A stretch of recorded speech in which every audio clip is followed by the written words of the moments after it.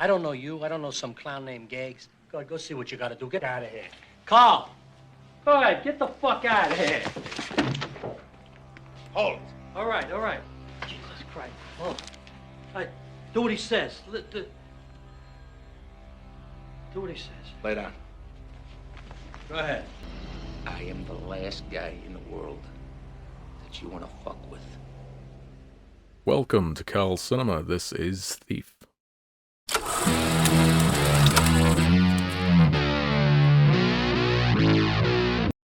Thief, or Mean Streets, as you also might see it titled, is from 1981, so we aren't going to worry about spoilers for this video, although if you'd like to watch it and come back afterwards, go right ahead.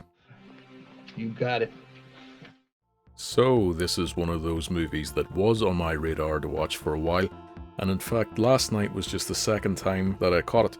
If you were to talk about men's cinema or male-leaning films, if that's a thing, you know, basically me films, whether you're into Drive, Heat, which is another later film by director Michael Mann, The Town, or The Drop, they're all main characters that you definitely should not aspire to be like, but can still enjoy watching. Thief predates all those films and provides an early kind of template for the damaged, stoic, take-no-nonsense protagonists of those neo-noir crime films. Right from the start, we're put into the action with the late James Caan's Frank pulling off a heist that goes smoothly.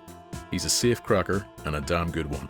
But oh no, you guessed it, it's not long before everything starts to go wrong.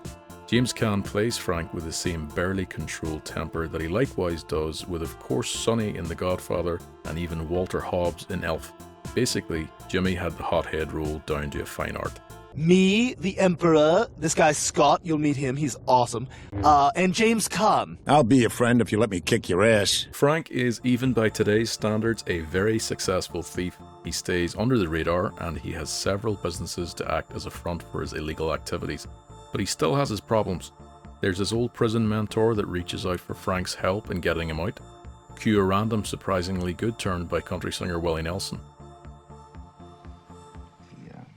What do you need, man? Get me out of here.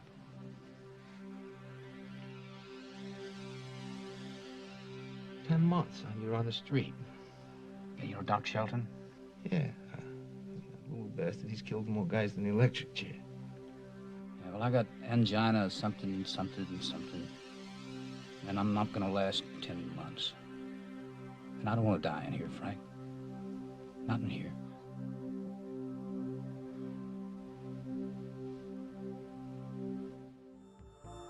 On top of that, he's trying to woo his regular waitress at the diner.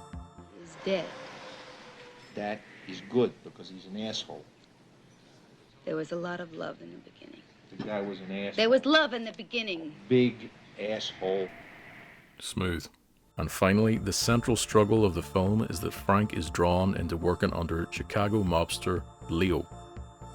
I don't deal with egos. I am Joe, the boss of my own body. So what the fuck do I have to work for you for? Maybe you don't. I'll lay it out. You can be the judge. You don't look. You don't case. You don't do nothing. We point you to a score. When we say it's there, it's there. They're all laid out scores. As a lone wolf, this was never going to work out well for Frank, and of course the situation devolves into violence, with Leo trying to control Frank and Frank rebelling. Frank does a hard reset on his life, sending away his girlfriend and their new adopted baby. He goes as far as blowing up his own house and businesses before finally taking the fight to Leo and his crew. In perhaps the most tense scene of the film, Frank silently skulks around Leo's house before they finally come face to face.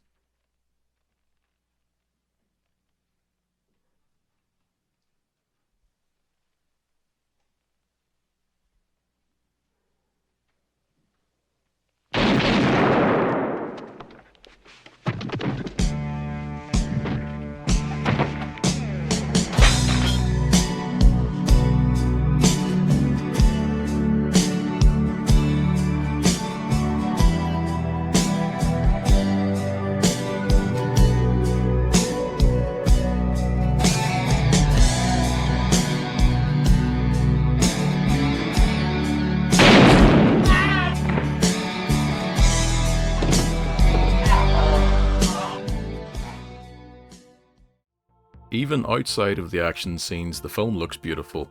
Of course, being in the early 80s, it was shot on film, and the grain adds to the grittiness of the story. The synth soundtrack by Tangerine Dream is perfect, and would become a genre standard to be used in films like Blade Runner, released shortly after, right through to, of course, Drive decades later.